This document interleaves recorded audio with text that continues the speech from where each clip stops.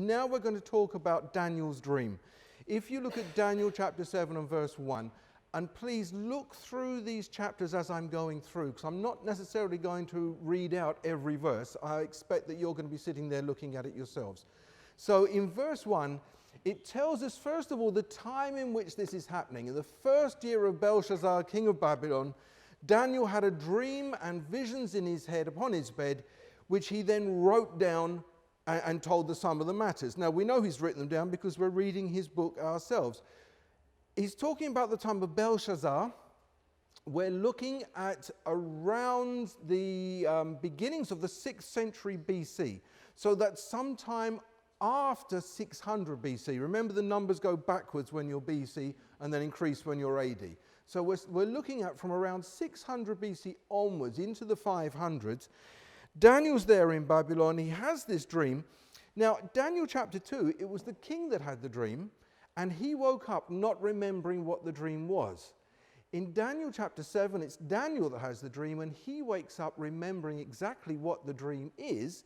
And he is able to recount the dream and say, this is what I saw. And so in verse 2, he begins and he says, I saw in my vision by night, and behold, 4 winds of the heaven strove upon the great sea. 4 great beasts came up from the sea, diverse one from another.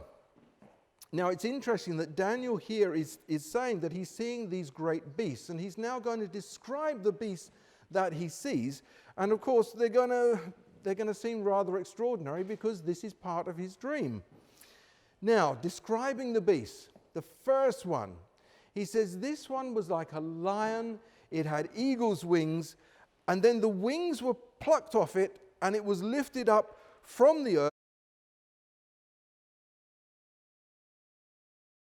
The next beast is then described. The second beast, it's like a bear, but it's what you would call a lopsided bear. Daniel says it's a bear, but it's raised up on one side. And also, when he looked at it, there were 3 ribs in its mouth and between its teeth, and they said to it, arise and devour much flesh. And then he goes on to talk about the third beast that he sees, and that's Daniel 7:6. And he says, after this I beheld, and there was another like a leopard, which had on the back of it 4 wings of a fowl, or chicken wings, it said on the back. The beast also has 4 heads, and dominion, strength, authority is given to that beast. And then Daniel goes on to describe the 4th beast that he sees, or that he saw. After this, he says, in the night visions, behold, a 4th beast. He just describes it this way. He says it's dreadful and it's terrible.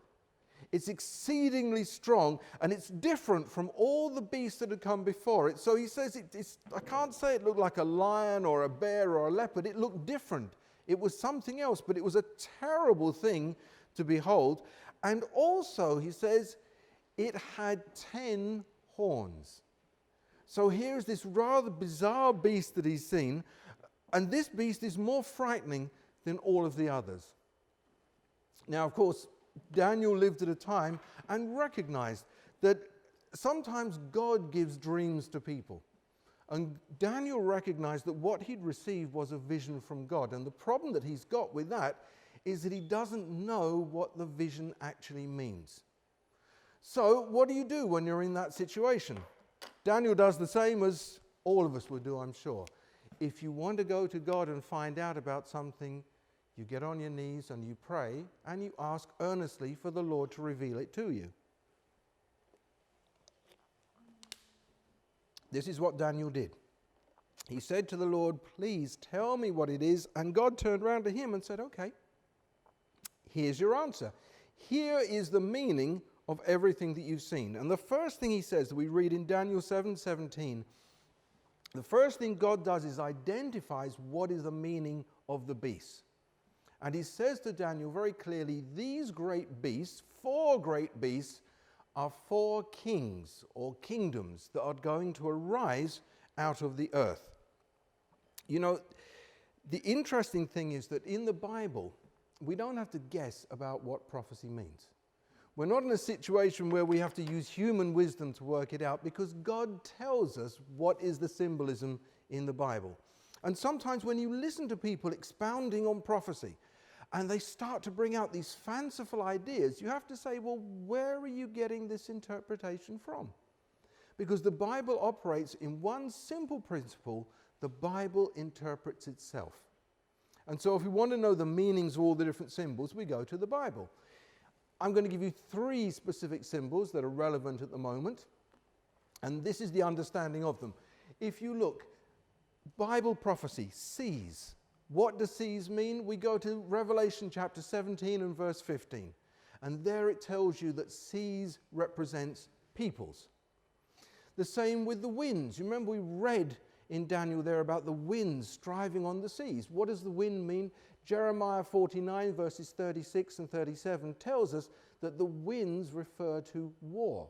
So war that's taking place involving the seas, involving the people.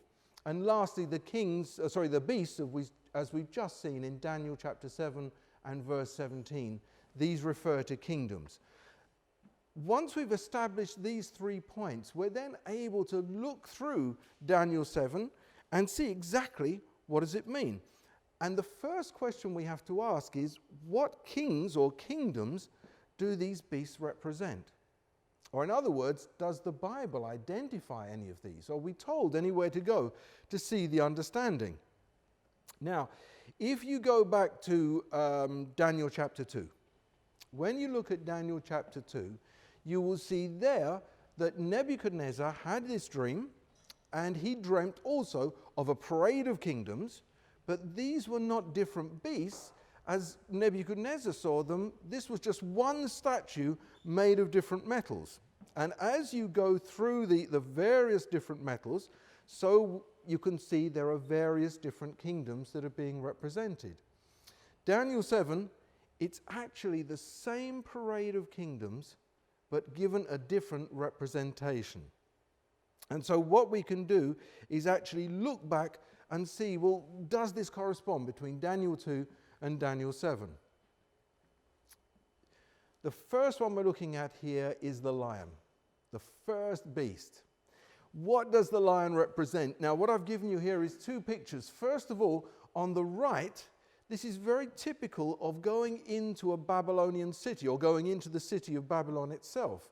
You will find on either side of the gates, there's the representation of a lion with wings and with a man's head, because the lion represented Babylon. How do we know? Well, if you look at the other picture there, the other picture is as you step into the city of Babylon. The first thing you're confronted with is this massive statue. And although it's very hard to see because it is 2,500 years old and it's been standing there in the elements for 2,500 years, it's worn away a bit, but it's actually a lion with its paw on top of a man. And it's showing that the Babylonian kingdom overcomes mankind. It was the number one kingdom. Or in other words, that first kingdom that is represented there, in Daniel chapter 2, we're told very clearly this is Babylon. In Daniel chapter 7, we're told, well, it's the lion, it's the winged lion, which was the representation of Babylon. And so the first power we've got runs from around 605 BC down to 539 BC, and this is the kingdom of Babylon. Now we move on to the next one. The next one was the bear. And you remember I said that this was what's called a lopsided bear. As you can see, it's kind of standing, it's up on one side and down on the other side. This represents the kingdom that overthrew Babylon. It was the Medo-Persian kingdom that overthrew Babylon. Now, the interesting thing is that there was an uneven balance of power between the two. Initially, when they got together, the Medes and the Persians were more or less equally strong. But as time went on, the Persians increased in power, the Medes went down in power, and so there was this lopsided part of the bear. If you're wondering about the 3 ribs that were in the bear's mouth, this represents the 3 provinces of Babylon that were overcome by the Medo-Persians. Why a bear? Well, it's interesting that in those days, going back to 2,000 years, does anybody know Medo-Persia, the area that it covered? Persia today we know as Iran. And so it was that area around Iran, Iraq, a little bit south of that as well. Now the interesting thing is that in that area was known for being the habitation of brown bears. So it's very interesting that God chose that symbol, because if you say to somebody, where do bears come from, people would say, well, over Persia, Medo-Persia way. So the bear is a good representation of that kingdom. The Medo-Persians, they were between 539 BC down to 331 BC. Now, what happened in 331 BC? Obviously, the Medo-Persian Empire was destroyed, got rid of. Yes? You said the three red represented three areas that the Medo-Persian divided into? No, that they conquered. Are they? There are 3 Babylonian provinces that they conquered. They conquered. Yes. So I say 331 now. There is another kingdom that comes up. Now this one is described as being a 4-headed leopard. Why a leopard, one wonders? Well, the first thing to say is the leopard is the fastest of all the cat animals. I don't know if it's even the fastest animal in acceleration. Its rate of going from, I think it's 0 to 40 miles per hour is within something like a second or two. It's an extremely fast animal. This speedy animal was used to represent the conquest of Alexander the Great. Alexander the Great, the beginnings of the Greek Empire, around 331 we can say the Greek Empire has actually taken over the world. By 323, Alexander the Great has died. He was a young man, 32 years old when he died. Had an incredible speed of conquest. I mean, literally conquered the known world before he was in his 30s. And yet, at the age of 32, he dies. Now, why is this important? The reason why this is important is because the kingdom is still in existence. The Greek Empire is still there. And the Greek Empire will continue for a long time. But the Greek Empire is divided up according to the 4 main generals that were the leaders of its army. Or in other words, there was Ptolemy, Cassander, Lysimachus, and Seleucus. These 4 generals, when Alexander died, there were some wars, there was some fighting between them, and then eventually these were the 4 men who divided up the Greek Empire and ruled various parts. And that rule continued until the Greek Empire was broken down. That's why we see 4 heads on the leopard. Because although the conquest was done by that one animal, the Greek Alexander the Great, once the conquest had been achieved, it actually divided into the 4 that more or less remained through until the end. So the Greek Empire, we can say there from 331 BC through to 168. And you see, that's a good length of time. If you're looking at Alexander dying in 323, they still continue on for over 100 years. But Greece fell to another empire. The 4th empire that comes along, this empire is different from all the ones that have been before it. And it really is a different one as well. Daniel describes it as being strange and terrible, and that's really what it was. It was the Roman Empire. The Roman Empire, different from all the others, first of all because of the efficiency of their armies. They had very, very efficient army. The men were very highly trained, and they developed tactics that were never seen on the battlefield before. For example, they developed what we in modern warfare would call a tank. This was where you had a legion of men, I say a legion, it may have been more, who would group together in ranks. And then when they were ready to advance, as they were going into the enemy, the people at the front would bring their shields to bear at the front and then would lock their shields all together in a row at the front. The people at the side would bring their shields to the side and would lock their shields all the way down. The people at the back similarly could put the shields on their back so that there were shields behind them. The people in the middle of this group would take their shields and raise them up above their head and hold them above their head. Now, once you see what's going on, you see you've got shields going all the way around this square of people, shields on the top. How are you going to stop them from advancing? You're firing arrows, you're throwing spears, you're throwing rocks at them, but everything just bounces off the shields. Some people would then say, okay, why don't we run and we can like poke them under the shield, hit with our swords or jab with spears. But the Romans had thought of that as well. Because when the guys at front who had the shields, there was another row behind them who had spears. And they would lower their spears and they would come in between the shields. So now you had maybe 6 foot of spear coming out from the shields. As you ran forward trying to get yourself in a position to hack at these people, you couldn't do it. You were being poked with spears all the time.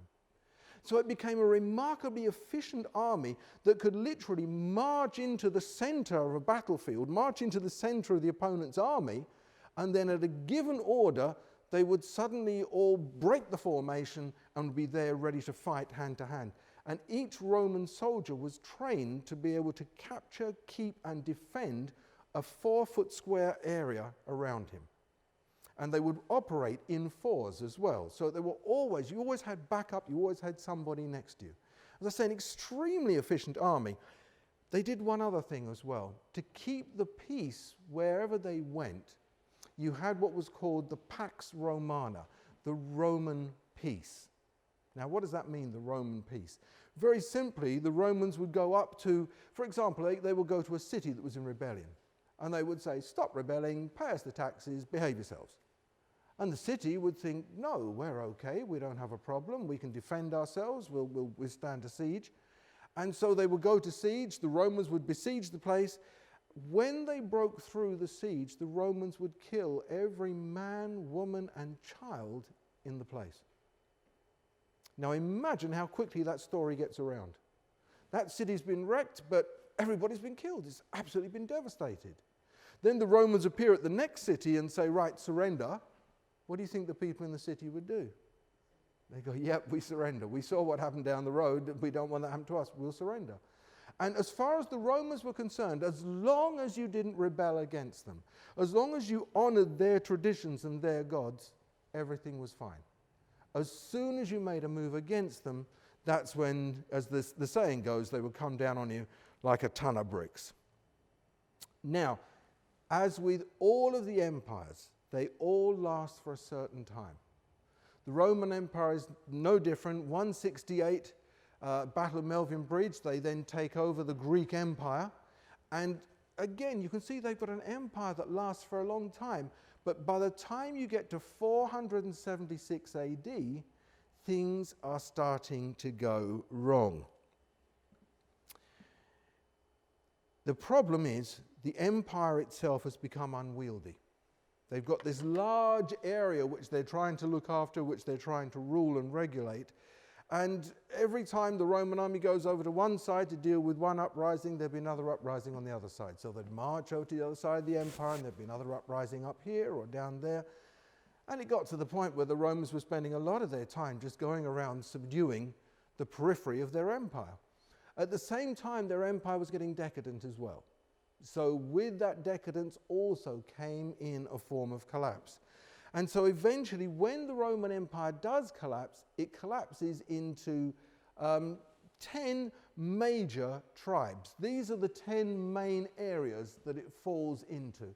And if you look at the names there, you can see a lot of these people we haven't heard of, and some of them we have. So if you go to the very top there, to up here, to the Anglo-Saxons, who are the Anglo-Saxons?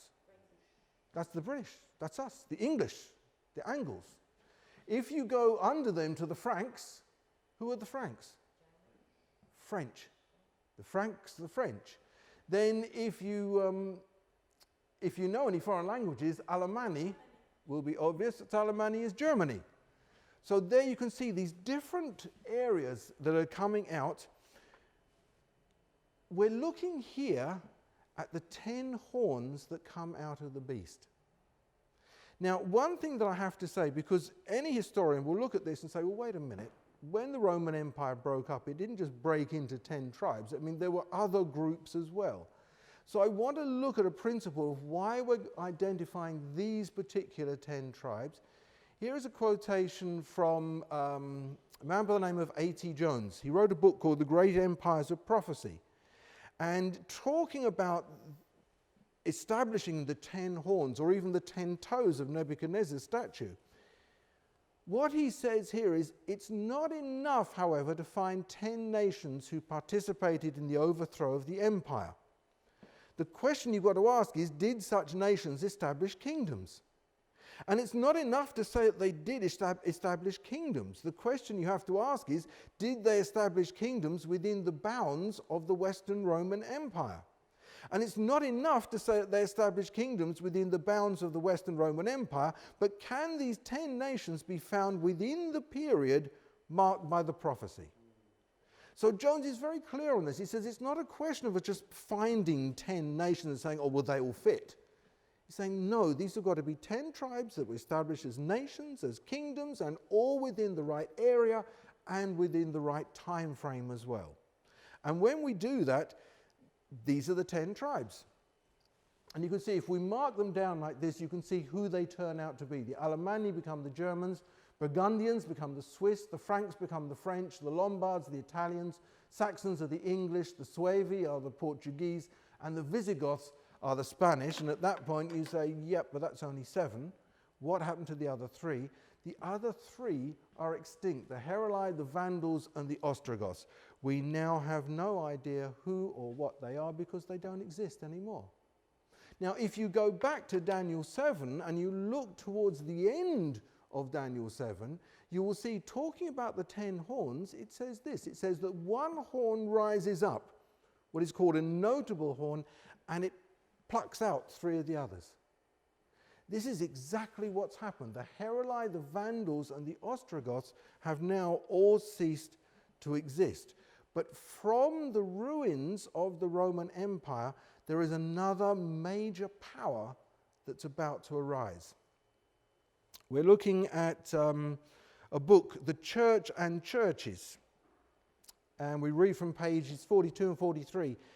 Out of the ruins of the Roman Empire, there gradually arose a new order of states whose central point was the Papal See. Now, do we all understand who and what the Papal See is? Yes, some no. Okay, let's very briefly explain it.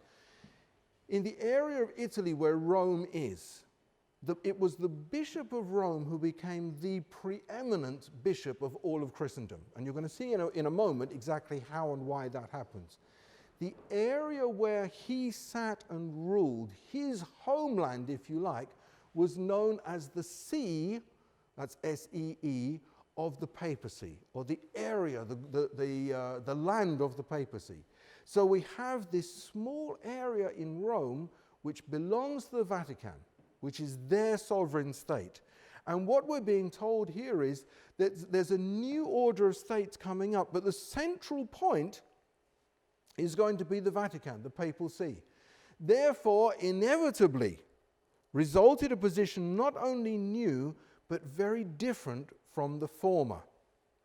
Now, let's just see exactly what's being said here, because the historian is saying something happens there in Rome, where the Vatican is, so there's a new order of states that's about to appear. So we now need to talk about this man here. This is a mosaic of, it's supposed to be the Emperor Justinian. Justinian lived in the 6th century, and what he said was that he wanted to have one state, one law ruling that state, but also one church in the state. And it's the first time you hear words like that being said. He said that an absolute authority should reign in them, and that he himself would be the authority. And the idea was that he was going to restore the Roman world empire to within its own old borders. So the area that Rome used to reach out to, Justinian said, now that's going to be our new empire. We're going to have the power that Rome had before. We're going to have the glory that Rome had before as well. And what he did, because of the way that he went to establish his kingdom, he actually became known, and I haven't, I'm afraid, got the list of titles here, but he was known as the ruler of the Alemanni, the Goths, the Franks, the Germanics, the Anten, the Alani, and the Vandals in Africa. So there was this group of people. Now, do you remember that sounds very close to the list of tribes that we had before? And Justinian now is being known as the ruler of them. He also does something which is extremely important, even for us today. We're looking 530 AD. And what you're looking at here is the Juris Civilis, Justinian's corpus of the Juris Civilis. Or in other words, for the first time, the Emperor Justinian is laying down the law. And he's saying, this is the law that everybody is going to follow, and everybody is under the law as well. And yeah, there we go. One of the codexes that he puts in is this, which is extremely interesting. He says here, whatever the holy canons prohibit, these also we by our own laws forbid. Now, what does that mean? Holy canon. What is holy canon? The holy canons are the laws of the church, or the laws of the Christian church. At that time, we would say the laws of the Catholic or universal church, the church which was rapidly becoming the Roman Catholic Church. It has set up and established its own laws, but these are just laws within the church. It's like any church has its own laws about who can join and who can't, under what circumstances. The Catholic Church has its own laws as well, but what Justinian does is Justinian says, I'm taking all of those laws and I'm incorporating them into the law of the land. So now the law of the church becomes the law of the land. You don't have to be a follower of that church, you're still under the law of the church because it's now the law of the land. Now, why is he doing this? One of the reasons that he's doing this is because power is transferring. The emperor is spending his time in Constantinople, what we call Istanbul today. There he stays in Constantinople and he rules the Eastern Roman Empire. The Western Roman Empire, he is left to the Bishop of Rome. And he's basically said, look, I'm going to give you the power. You go around, you control things, you make the laws, you execute the laws, whatever you say, that's what's going to be done. And he gives this power. 530, this power is then incorporated into the law. So now all you need is for the Bishop of Rome to start exercising that power, and he is then working with the authority of the state.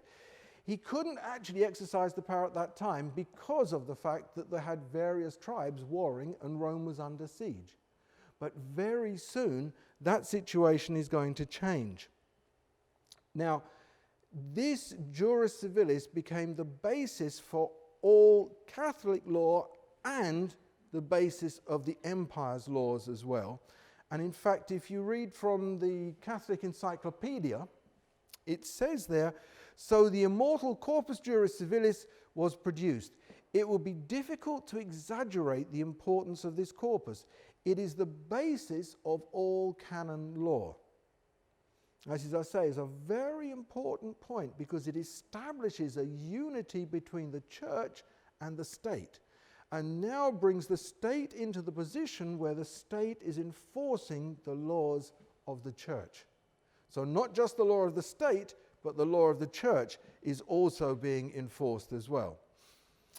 In 535, Justinian overthrew the Vandals, and then the Ostrogoths, who were besieging Rome, were overthrown in 538.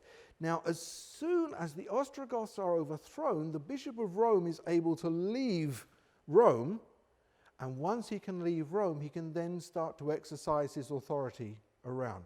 So we have this date, 538. That's when the Pope really takes control.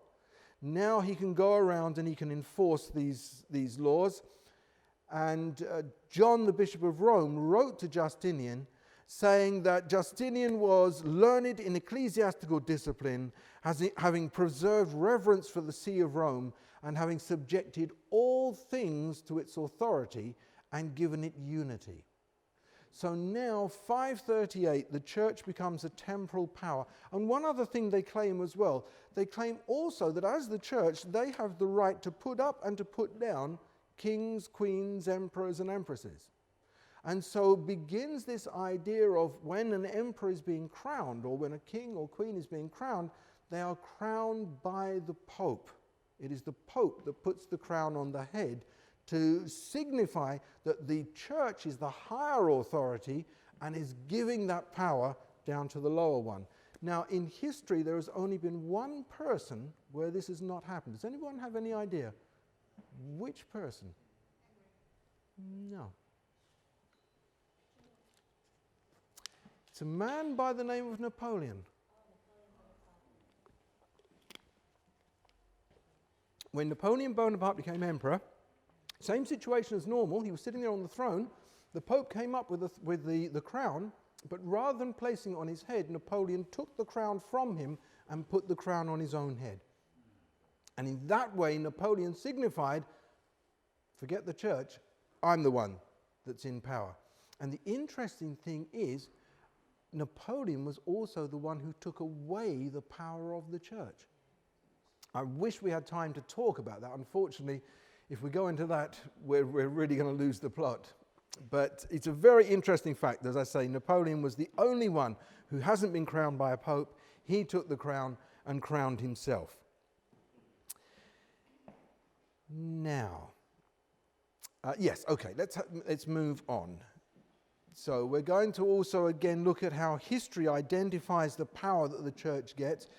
I'm quoting now from Abbott's Roman History, page 236, where he says the transfer of the emperor's residence to Constantinople was a sad blow to the prestige of Rome.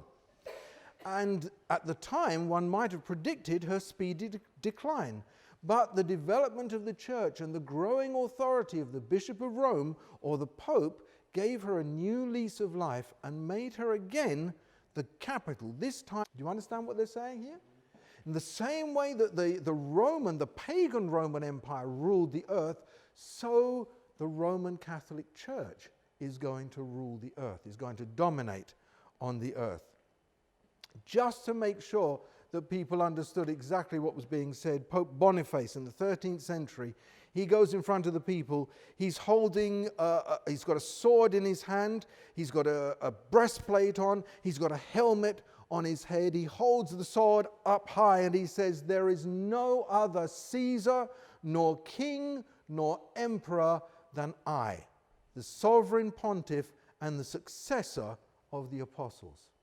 And at that point, he establishes very clearly in people's minds, I am the ruler. This is something that's been echoed down by all, virtually all, of the Roman popes. You know, the Caesars in their time, they had a particular title, Pontifex Maximus. This was the title of the Caesars. What did it mean? Pontifex, it comes from, some of you will know the French word, pont, meaning bridge. Pontifex is somebody who builds bridges, a bridge builder. And Maximus means to the extreme. So this is the extreme, the great bridge builder. Julius Caesar said, I am the one that bridges the gap between the gods in heaven and the humans on earth below. When the Romans took control of an area, one of the first things they did was they demanded sacrifice to their gods. Christians had a very big problem with this, because the gods that were being sacrificed to would include the emperor. And so you would go and burn some incense on an altar as a sacrifice to the emperor. Many Christians said, no, they weren't going to do that. And persecutions and massacres came along as a result. But here, the Pope says, I am actually the descendant. And the Pope took on the title Pontifex Maximus. All of the popes have had this title. There was only one pope in around 378, I can't remember his name. He refused the title. And the reason that he refused the title was he said that's not a Christian thing to do, to take that title. But the very next pope that comes along, he took the title as well. And if you look at the current popes, all of the current popes, look at the medals that are struck in their honor, the coins that are struck, you will see the letters Pont Max, Pontifex Maximus, because that is the official title of the Pope. So the papacy is saying, We're the inheritors from old pagan Rome. We're now the new spiritual Rome, but our power is going to go out that far, is going to encompass the same area that pagan Rome had. So what happened? Well, you had several people who tried to recreate the Roman Empire. In the 8th century, there's Charlemagne. Charlemagne does his best. He unites the different countries together. You can see the extent of his kingdom in the blue outline there. So he did pretty well to get those people to be organized together and for him to be ruling them. The problem is that when he dies, the whole thing falls apart. And it means that somebody else has got to come along and try and do the same thing. And in fact, there were many people, Charles V, there were several that came along trying to do it. I suppose the next one we should look at really is Napoleon. When Napoleon came along, this is what he said. He said, there will be no rest, no repose in Europe until it is under one head. And then he makes the prediction, in 5 years, I will be the master of the world. Now, what happened to dear old Napoleon? 2 things happened to him. First of all, well, in fact, before we even mention those 2 things, let's point out that he begins his wars across Europe. He begins this idea of trying to unite Europe. And in fact, we are left with 3 million people dead because of him trying to unite Europe. What stopped him? Why didn't he achieve it? Well, the first mistake that he made was he tried to attack and deal with Russia at the same time as he was dealing with Europe. Later on in the 20th century, Adolf Hitler would find that it's not something you can do. You can't stretch your army all the way out to the borders with Russia and still be able to fight and supply your army. So it was the Russian snowflakes, the Russian winter, that stopped him. Many people died in the snow. His army marched to Russia and he couldn't get them back, he couldn't get supplies to them, and many of them just froze to death in the snow. And then there was something else that happened as well. 1815, you got the Battle of Waterloo. Now, if you say to people what happened in the Battle of Waterloo, they will say, well, the British defeated Napoleon's troops. Yay, British. But in fact, when you look at what happened according to the historians give you a slightly different picture. Here is Thomas Arnold speaking in his book, this is in Modern Regime. No, sorry, this is in Introductory Lectures on Modern History. He says, what was the principal adversary of this tremendous power, Napoleon's power? By whom was it checked and resisted and put down? And then he says, very simply, by none and nothing but the direct and manifest interposition of God. Now, I love quotes like this because this is somebody who's not writing a religious book. This is not somebody who is sitting down about to preach a sermon on this subject. Here is a man writing history. And when he looks at the events of history, he says it's very clear what happened. God did not allow Napoleon to conquer the world, to conquer Europe. Napoleon had this dream of conquest, but it didn't happen. In fact, here's another quotation. This is from, this again is from the same book. And it says here, and I hope, yes, you should be able to read this. The deliverance of Europe from the dominion of Napoleon was effected neither by Russia, nor by Germany, nor by England, but by the hand of God alone. And once again, I want to stress this point. Here is a historian looking at what's happened and saying, God has done this. Now, from Napoleon and from Waterloo, we're going to move 100 years. 1914, on the edge of the First World War, Kaiser Wilhelm. This is what he says. He says, from childhood, I have been under the influence of 5 men. Now, note the 5 men that he talks about. First of all, he says Alexander. Then he says Julius Caesar. Theodoric II. Okay, Theodoric we haven't spoken about. And then there's Frederick the Great and Napoleon. And he puts them all together in one little group because he says all of these men dreamed a dream of world empire, and they failed. I'm dreaming a dream of the German world empire, and my mailed fist shall succeed. I love it when people in history make such bold statements. because we can then look at exactly what happened. Did his mailed fist succeed or not? Well, in fact, the result of what the Kaiser wanted to do was the First World War. 1914 to 1918, millions of people died, and it's really incomprehensible the slaughter that took place during that war. This was the war to end all wars. The idea was that when this war was finished, there was no way that you were going to have another war. This was just such a terrible thing that took place. In fact, many people at the beginning of the First World War took to the streets saying, this is Armageddon, that Christ will soon return. Interestingly enough, of course, this was not something that came true. They got it wrong, but they were able to focus on what a dramatic thing was happening at that time. What was the result? The result was, at the end in 1918, the Kaiser sued for what ended up being a very shameful peace. He didn't fulfill his dream. Why? Because the Bible says that no one is going to be able to do it. Yet still, people are going to try. Notice here what Wilhelm II says in his memoirs. It was of interest to me that the Pope, this is Leo XIII, and this is after the First World War, the Pope said to me on this occasion that Germany must become the sword of the Catholic Church. Now, Germany had always been the German Holy Roman Empire. So now, Pope Leo XIII says Germany must become the sword of the Catholic Church. Wilhelm says, I remarked that the old Roman Empire of the German nation no longer existed and that conditions had changed. But he stuck to his words. The Pope is saying Germany must rise again as the sword of the Vatican. And so, 20 years after the end of the war to end all wars, Europe is facing another war. Adolf Hitler has come to power in Germany, and he says, I am the Führer of a Reich that will last for 1,000 years to come. No power can shake the German Reich now. Divine providence has willed it that I carry the fulfillment of the Germanic task.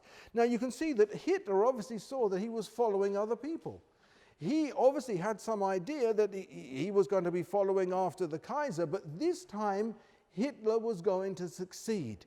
He would be the one who would get it right. In fact, when the Second World War broke out, the German army was quite spectacular.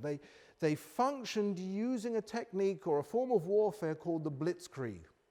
And the Blitzkrieg, in fact, there were 3 parts to the Blitzkrieg, but there's only 2 that we normally hear about. The first one you rarely hear about is the attack by the Panzer banks. Now, I can't spend too much time talking about this, but basically the German banks would look at a country that they're about to invade, and they would immediately start investing in that country and buying up all the property and all the businesses they can. So that when Germany invades the country, they've then got a stable base already established in that country. The next thing they would do is they would send in the dive bombers to bomb everywhere else and to attack the armies, and then the German army would roll into the country immediately after to conquer the country whilst it was still in shock.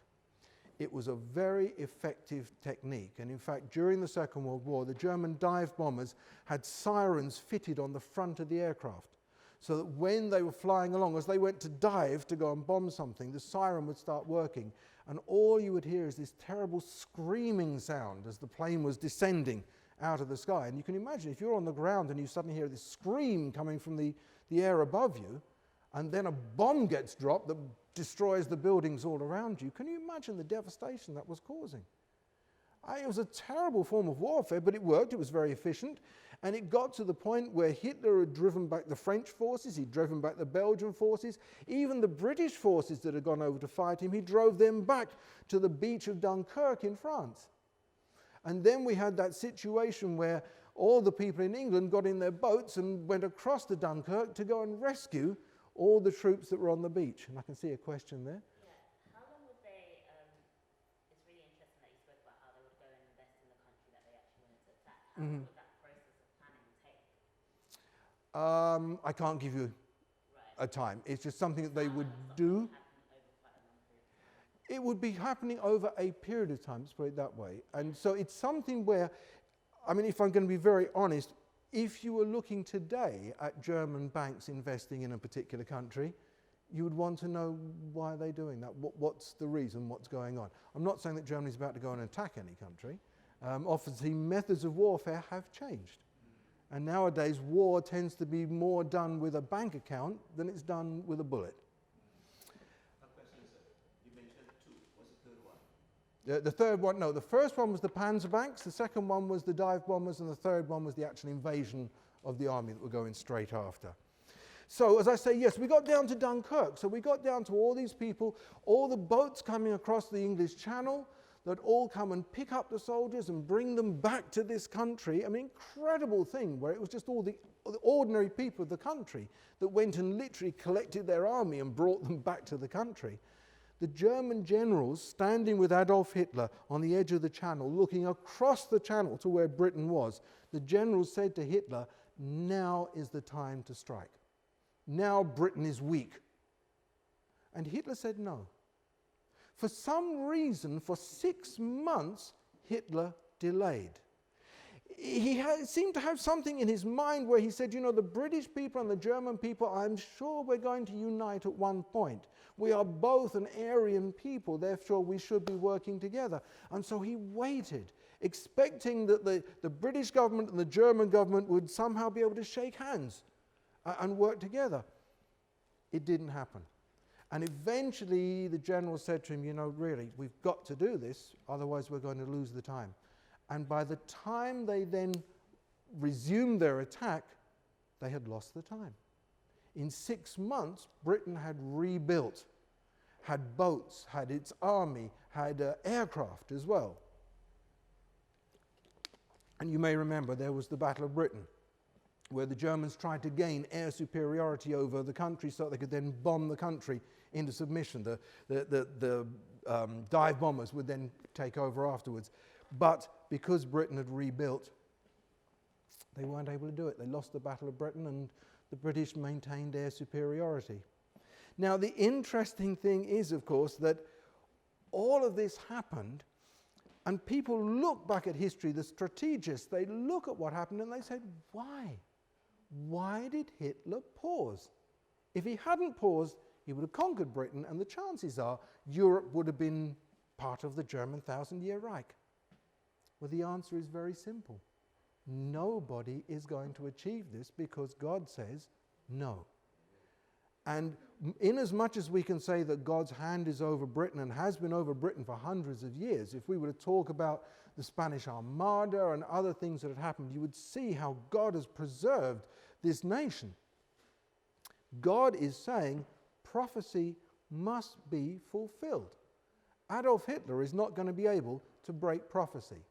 Now, one thing I want to show you, this may well shock you, but I want to show you this because I think it's rather interesting. What was the relationship between Hitler and the Roman Catholic Church? Because remember, we're talking about Roman Catholic connections and the fact that the Catholic Church has said it wants to establish this great Roman Empire again. Pius XII, the Pope who you can see here, he never actually complained out loud about what Hitler was doing, or not in strong enough terms, because if he had done, most of the German people were Catholics. He could have turned round to the Catholic people and said, forget Hitler, but he never did. And then Adolf Hitler died in 1945, and a few days after he died, this is what came out in the Reform newspaper, which is a Spanish, national Spanish newspaper, but a Catholic newspaper as well. And it says this: Adolf Hitler, son of the Catholic Church, died while defending Christianity. Now I'm going to pause right there. How was Adolf Hitler defending Christianity? He planned to rule the world. He planned to recreate the Roman Empire. Is that the Christianity that the Catholic Church is thinking of? It then goes on to say, it is therefore understandable that words cannot be found to lament over his death when so many were found to exalt his life. And they go on to say, Over his mortal remains stands his victorious moral figure. With the palm of the martyr, God gives Hitler the laurels of victory. Now, I find this an absolutely staggering thing to find written in a newspaper, because you would have thought that everybody would say, oh, Adolf Hitler, terrible man, we don't want anything to do with him. But there we are told, Adolf Hitler was actually a son of the Catholic Church. Now, what we can say is that if you come up to the end of the Second World War, up to that point, you haven't got anybody who's been able to recreate the Holy Roman Empire. Charlemagne's tried, we've seen Napoleon's tried, the Kaisers tried, Adolf Hitler's tried. Nobody's been able to do it. Now we come to the end of the Second World War. There's a situation now. We've had two major wars throughout Europe. A lot of people have died. A lot of people have been killed. You know, we talk about the different generations. You know, now we've got more older people than we have younger people. And there was this big concern that as time goes on, we're going to have more and more older people. One of the reasons is because in the last century, we had two world wars that decimated generations of men. We haven't had that recently. So now what we've got is people getting older, which we didn't have before. One of the reasons why people are living longer as well. So what are we going to do in Europe where you've got this conflict coming up all the time? Some people got together and they said, you know, what we need to do is have a system whereby we can guarantee that there be no more war. And the way to guarantee no more war is if you've got nations trading with each other. Because if you're trading together, you're not going to fight together. Now, these are the men who were the founders of the new system that was going to be established. I'm not going to go through all of them, except to point out the bottom two, Robert Schuman and Jean Monnet. These two men are the founding fathers of what we call the European Union. The interesting thing is, with the obvious exception of Winston Churchill in the middle, most of these men were Roman Catholics, and very strong Roman Catholics as well. They held various titles within the church. They were Knights of Columbus or Knights of Malta. They decided that they wanted to bring together a Catholic state, if you will, and they were going to base their Catholic state on the principle of subsidiarity. Now, when I say that word, most of you will go, what on earth does that mean? Because we've never heard of this word before. Pause for a moment, or just stick with me for a moment, and we're going to get on to that. First of all, I just want to give you a quotation from the founding fathers here. Here are the two founding fathers, Robert Schuman and Jean Monnet. Schuman said this. He said, Europe will not be made all at once, or according to a single plan. It will be built through concrete achievements which first create a de facto solidarity. The coming together of the nations of Europe requires the elimination of the age-old opposition of France and Germany. Now, this is from what was called the Schuman Declaration. Now, the Schuman Declaration was in 1950. That really is the basis of the European Union. And since World War II, every pope has put his weight behind the moves to create this supernation. This United States of Europe is in fact what they're actually trying to achieve.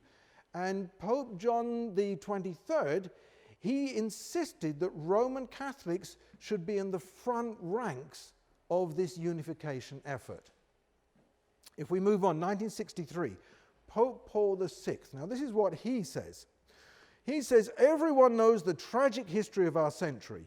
If there is a means of preventing this from happening again, it is the construction of a peaceful, organic, united Europe. The popes are behind this idea of Europe being united because Europe represents the Western Roman Empire, the Holy Roman Empire. In fact, in the 14th century, in 1309, Europe was consecrated to Mary by the Vatican. And so Europe became under the patronage of Mary. Now, it's an interesting thing. You can see this is a very typical depiction of Mary. There she is, blue background, with 12 gold stars.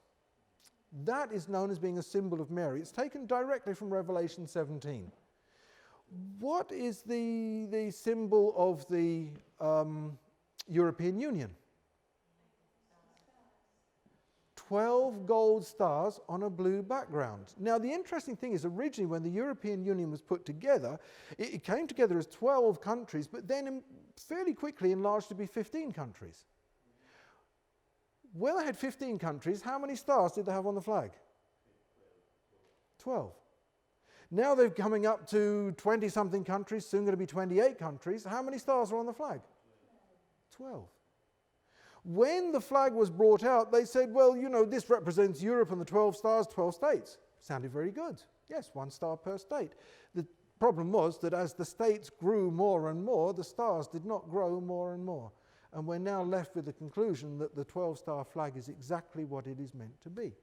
It's a depiction of showing who is the one that Europe has been dedicated to. Now, in case that sounds a little bit like conspiracy theory, and I can understand, people can be sitting here going, oh, John, you know, I mean, you're just kind of pulling things and putting them together, trying to make a theory out of some vague things. All right, sometimes you find so many things going on, it becomes rather overpowering. So the next thing we're going to look at is, well, we're looking at this town here. This is Maastricht in Holland. Maastricht is rather well known because that's where the Maastricht Treaty was signed, and it was the Maastricht Treaty that brought us into the European Union. Maastricht is a town that also was dedicated to the Virgin Mary. Not only do you have this statue of her in the center of town, but also if you were to look behind my shoulder where I was taking this picture, there is a cliff face, or the side of a cliff on the other side of the town. And right at the very top, overlooking the whole of the town, again, is a statue of the Virgin Mary. Now, I wonder if we... yes, I suppose, all right, let's... there seems to be an agenda in Europe which is going to lead to a revival of papal power. Now, why do I say this? Because we're looking at this place here. This is actually a statue of Pope Boniface there in the Vatican, but you can see it doesn't look too much like the Vatican, does it? The way it's all laid out there, it's very much a European place. The reason why it's laid out like that is because there were 2 treaties that were signed there. I'm just looking for the treaties. Oh, it was the Treaty of Rome was signed right there. The Treaty of Rome bringing the European Union into existence. And also the Constitution of Europe was signed there. Now again, how many of you are aware that there is a European Constitution?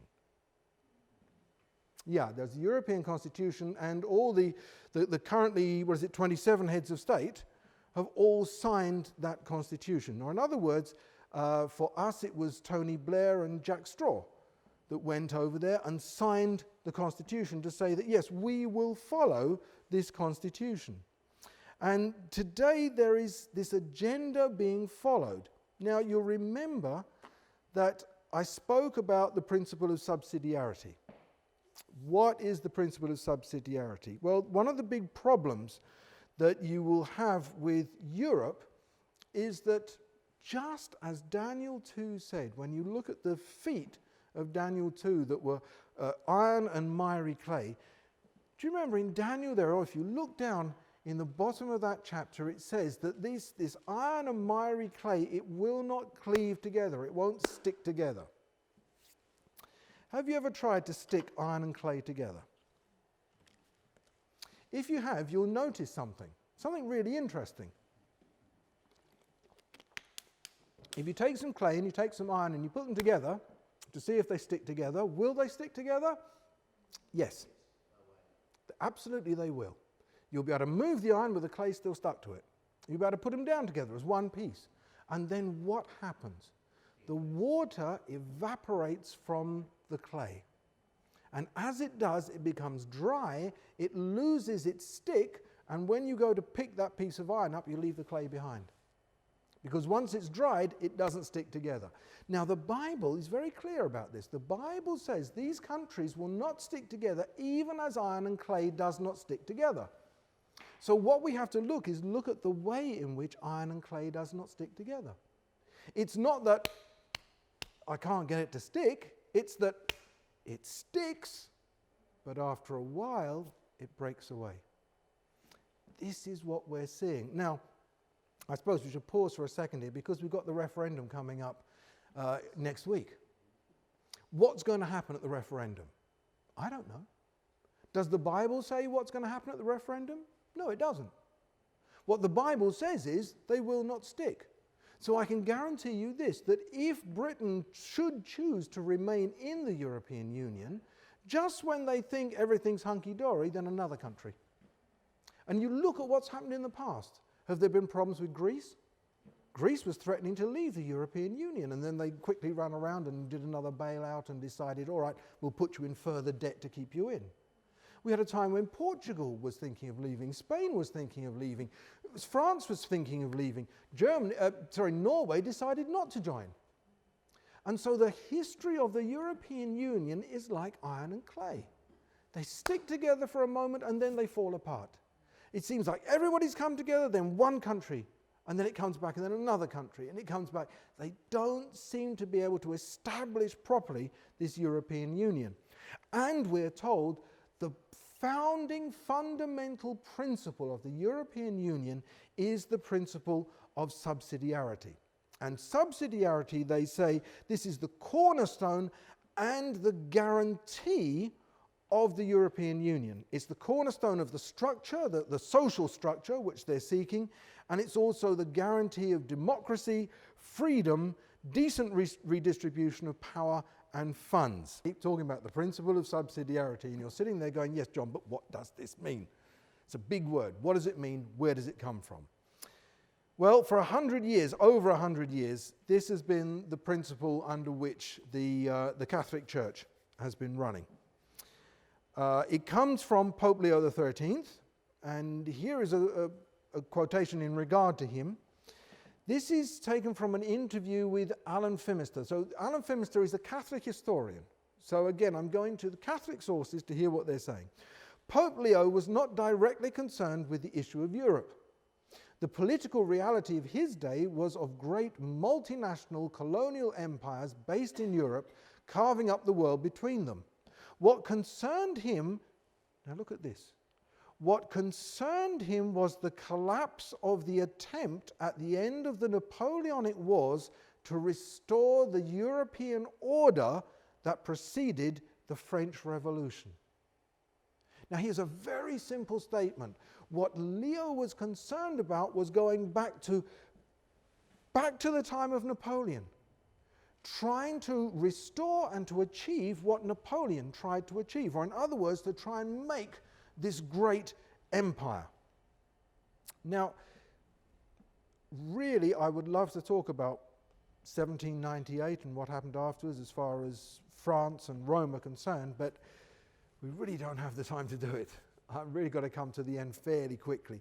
So what I'm going to do now is to show you the roots of this word subsidiarity. You don't go to the Bible, you go to this book, the Catechism. And the Catechism lays out exactly what you must believe if you are to be a Roman Catholic. So let's have a look at what the Catechism says. This is paragraph 1883. And it says here, the teaching of the Church has elaborated the principle of subsidiarity, here it is, according to which the community of a higher order should not interfere in the internal life of a community of a lower order, depriving the latter of its functions, but rather should support it in case of need and help to coordinate its activities with the rest of society, always with a view to the common good. Do you understand that? I mean, be honest, do you understand it? Yeah, I can see there's one of the people going, I'm trying really hard, but... All right, let me explain it to you, because it's not an easy thing to understand. But this is the basic principle. If you have a situation where you have lower power and higher power, so, for example, you have the nation states of Europe as the lower power, the higher power would be the European Union, whether it's the Parliament, the Commission, whatever you're looking at. What it says is this: under the doctrine of subsidiarity, whilst the higher power has the power, it doesn't use it. It allows the lower powers to use their power. So the individual states of the European Union, using the European Union as an example, they can run as individual countries, but the European Union reserves to itself the right, acting under the principle of subsidiarity, to step in and overrule the lower order. Now, where does this come from? The next paragraph. God has not willed to reserve to himself all exercise of power. He entrusts to every creature the functions he is capable of performing according to the capacities of his own nature. This mode of government ought to be followed in social life. Those who govern human communities should behave as ministers of divine providence. So now the next thing the Catechism says is, now look, we've got this idea of subsidiarity. We know that really, in effect, God has all the power. But what God does is he gives some power down for people to use. So now, if you're standing as the head of government, God has given you this power. God raises up and breaks down the rulers of this earth. But the doctrine takes it a little bit further. Now, because you have that power, that means not just that you are a politician, but that you are a minister of religion. And the ministers of religion have to do what their religion tells them to do. Let's go a little bit further. Next paragraph. The principle of subsidiarity tends towards the establishment of true international order. Or in other words, the only way you're going to recreate this empire is under the doctrine of subsidiarity. Now, as I said, this is the foundation of the European Union. Do we find the principle of subsidiarity in the European Union? What we're going to do now is we're going to look at the Maastricht Treaty. The building you're looking at here, although we can't see it that well, this is the town hall in Maastricht. So this is where the Maastricht Treaty was signed. This is a copy of the treaty there. Now you will see that in fact this is just selected instruments that are taken out of the treaty, and this is called Book 1 and Volume 1. I will guarantee that before we signed the Maastricht Treaty, the ministers who signed it did not read it. I'll guarantee this to you. What they got was a 2-page briefing from people who supposedly had read it. One of the reasons I know they didn't read it was because I went to the European Union and I said, could I please have a copy of the Maastricht Treaty? And when they'd finished laughing, they said to me, have you got a lorry outside? And I said, what do you mean? They said, right, we will print out the first tranche of the treaty for you. And when they printed it out, it was that tall. And I said, how am I going to read through all of this? In fact, who in their right mind is going to read through all of this? So what I'm suggesting to you is that when those 27 heads of state decided they were going to sit down, sign away their country on this treaty, they had not read it. And what they hadn't read, or part of what they hadn't read, is right here. Now, I don't know if you can see this. This is one of the ones where I said to you, if you get close, you might be able to see it. If you're not so close, you might not. Unfortunately for you, I'm going to read it out. So you're going to have to listen hard to what I'm saying. This is Article 3b of the Maastricht Treaty, and this is what it says. The community shall act within the limits of the powers conferred upon it by this treaty and the objectives assigned to it therein. In areas which do not fall within its exclusive competencies, the community shall take action in accordance with the principle of subsidiarity only if and insofar as the objectives of the proposed action cannot be sufficiently achieved by the member states and can therefore, by reason of the scale or effects of the proposed action, be better achieved by the community. Any action by the community shall not go beyond what is necessary to achieve the objects of this treaty. Did you get that? See, again, it's something you've got to concentrate when you're reading these things. And basically what it says is, look, everybody can behave as they want to behave using the power that they get in this treaty, but remember, we are all ruled under the principle of subsidiarity. Subsidiarity is not going to be used until such a time as it's necessary to do it. Now, when may it be necessary to do it? Now, I actually took a fairly large section out of this presentation because I was concerned it was going to go on so long. But I'm just looking at the time and I'm thinking I'm going to risk 5 minutes of just putting this back in again. But I'm going to be doing it potentially off the top of my head, so bear with me. If I suddenly pause for a minute, it's because my brain's frozen and I've got to reboot it. In the Maastricht Treaty, there's a nice little section that was written out. I'm trying desperately to remember the paragraph number, but basically it says this. It was to do with workers' rights. And it says people should not be working solidly 24/7, 7 days a week. There should be a mandatory rest time in every week. And it says out of every week there must be a minimum of 24 hours where you have a rest period. There's another mention of another 11-hour period as well. Now within that it also says this. Within the minimum rest period, in principle, Sunday must be included. Now, if you've got a minimum rest period of 24 hours, and as a minimum you've got to include Sunday in there, what day is going to be your rest day? Sunday. It's established within the Maastricht Treaty. Now, those of you who know the importance of having or not a Sunday law will understand that when I say this was written into the Maastricht Treaty, when you understand that everybody is bound by the Maastricht Treaty, when you think to yourselves, now wait a minute, John, didn't the British government come back from Maastricht and say, we've got an opt-out clause? Do you remember that? We've got an opt-out clause for certain areas, and this is one area we've got an opt-out clause for. And all these Seventh-day Adventists went, whew, that's really good to hear that, because we've just seen a Sunday law in there. Sounded really good until somebody tried to exercise the opt-out clause. And then they were told, oh, hold on a second, this comes under health and safety.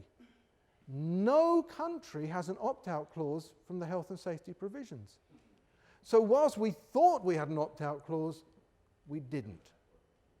Now this is very important because often when politicians go and sign treaties and go and make these deals, you'll hear David Cameron says the same thing. We've got a veto. We can block things. We can do this. We can do that. I don't even know if I should be this bold to say it, but I don't understand how these people can be doing anything else other than lying. Because they know for a fact that this veto is worthless. There are certain areas you just can't veto it. And if you're one nation vetoing out of, let's say, 28, you've got 27 people saying, we'll do it, you're saying no. What happens? What happens is they invoke the principle of subsidiarity. And what they will say is, Britain, for example, let's just take this country as an example. Let's say that we were rejecting a law like that. They can turn around to us and say, Britain, you are one of the countries of the lower order. On the upper order, we have the European Union. Using the principle of subsidiarity, we can now step in and say, for the better good of the whole community, you're going to change that law. You're going to have a Sunday law. In fact, again, I wish I had time to go through this. If you look at in Roman Catholic canon law, the Pope is known as lex animata. If you have any concept of Latin, you'll know that what that means is lex is law, animata means to be alive, the living law. So the Pope is recognized as being the living law. When can he step in? It's ratione peccani, by reason of sin. So if the Pope sees that there is sin taking place, an entire country refusing to worship on Sunday, he can then say, as the living law, I now step in and I enforce the law on that country. So all the time that we think, no, everything's cool, everything's cool. If things should go really bad, we can get out of this, it's not a problem. No. We sold ourselves right down the river. We have, in fact, sold ourselves to the European Union. That's exactly what's happened. Many of the church or of Europe's political leaders, including commissioners and MEPs, see that there is a crucial role for the Roman Catholic Church in their efforts. They actually look at the Roman Catholic Church as being the Church of Europe. And this church can provide a powerfully cohesive religion to hold the European Union together politically. And so this vision of a Holy Roman Empire under a Roman Catholic aegis was a favorite theme of this Pope, of Pope John Paul II. And in Poland in 1979, this is what he said. He said, "Europe, despite its present and long-lasting divisions of regimes, ideologies, and economic systems, cannot cease to seek its fundamental unity and must turn to Christianity. Economic and political reasons cannot do it. We must go deeper." Now remember again, when the Pope says turn to Christianity, what's he talking about? He's talking about the Catholic Church. He's saying that's the Christianity which you must all turn to. The Pope has repeatedly stressed that Europe must seek religious unity if it's to advance beyond being divided politically. Now Daniel, if we go back to the book of Daniel, chapter 7, go down to verses 26 and 27, Daniel was shown that this power would exist until the time of judgment at the end. So the first thing I want you to note is this power, the Roman Catholic Church, is going to exist right through until the end of time. It says, "The judgment shall sit. They shall take away his dominion to consume and to destroy unto the end. And the kingdom and dominion and greatness of the kingdom under the whole heaven shall be given to the people of the saints of the Most High, whose kingdom is an everlasting kingdom, and all dominion shall serve and obey him." Now, this is our little bit of hope, our light at the end of the tunnel. We can see that prophecy brings us right down through history, and you can see as it's come down over the last 2,000 years of Christianity. Particularly, you can see in the 20th century how the hand of God was there through 2 world wars and leading into the time we are now, the time of the European Union. But according to prophecy, there's one more kingdom that's going to come. In Daniel chapter 2, right at the very end of his prophecy, of Nebuchadnezzar's dream, you see the prophecy there is that when you come and follow down the statue, right down to the toes at the end, the toes of iron and clay, this time we're living in today, one more kingdom comes. A stone, which is described as not being cut by human hands, comes in Nebuchadnezzar's dream out of nowhere and smashes into the base of the statue. Now, why does it smash the base of the statue and not the head? The reason is because we're looking through time. It smashes at the end of time. Time ceases to exist when that stone hits the statue. And what is the result of the stone hitting the statue? If you read what it says in Daniel chapter 2, not just that it's broken, but it is dissolved, it's destroyed. Or in other words, the human system of kingdoms and governments is going to be destroyed and replaced with God's kingdom, Christ's kingdom. And this stone is going to raise out, is going to grow until it fills the entire earth. But you will note that to do that, all the other systems have been got rid of. Are we in that time now where we should be looking for that next kingdom? I want to show us just a little bit more of the symbolism of this, of the European Union, and I'm going to give you 2 more quotes from modern politicians, and then we're going to close. First of all, you will notice here, there's the report there, the Pope, our current Pope Francis, is being given the Charlemagne Prize. Now, what's the Charlemagne Prize? The Charlemagne Prize is a prize that's given out to people for their work in uniting Europe. But what I find interesting is that it's named after Charlemagne, that first one who tried to recreate the Holy Roman Empire. And here they are giving one to the Pope. And in fact, it's rather interesting because you've got there the presidents. Notice it says presidents plural of the European Union, the European Commission. Juncker, Schulz, Tusk. Juncker is the head of the... it's the Federation. He's the unelected one. You will notice that these people, Juncker, Schulz, Tusk, who are these people?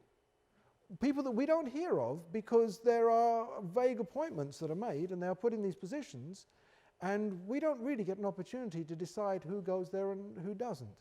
In fact, even if we were to have a vote, the vote this country would have would be relatively small. What else did I want to show you? Yes, this as well. You'll recognize this. This is Peter Bruegel's painting of Babylon. And this is really what we think of. When we think of Babylon and we think of the Tower of Babel, where all the languages were confused, this is the archetypal picture. This is what we think of.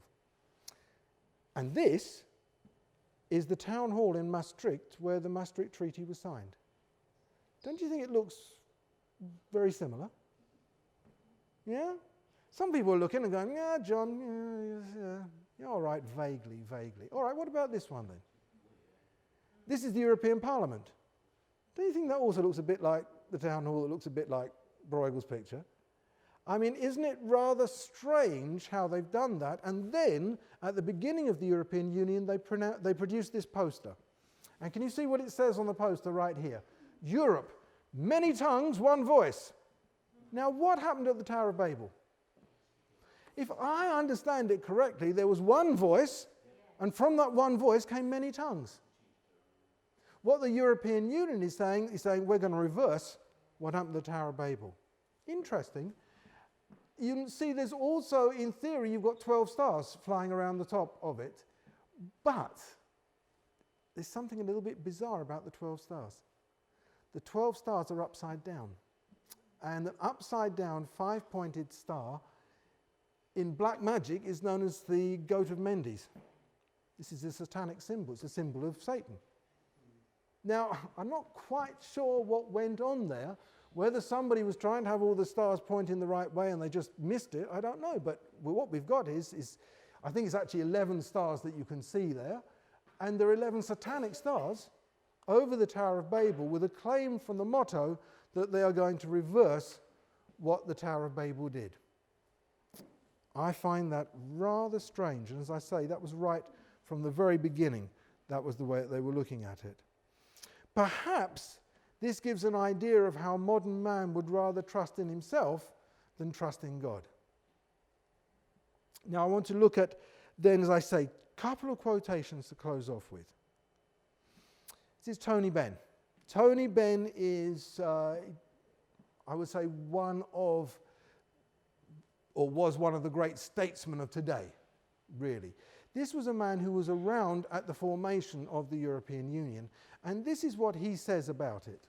And hopefully you can read the quote there. It says, "It was very obvious that what they had in mind was not democratic. In Europe, all the key positions are appointed. The Commission, for example, all appointed, not one elected. The bankers and the multinational corporations have got very powerful positions. And if you come in on their terms, they will tell you what you can and what you cannot do." Think about Greece today. And that is unacceptable. And then Benn went on to say, "I think they are building an empire there. And they want us to be a part of that empire. And I don't want that."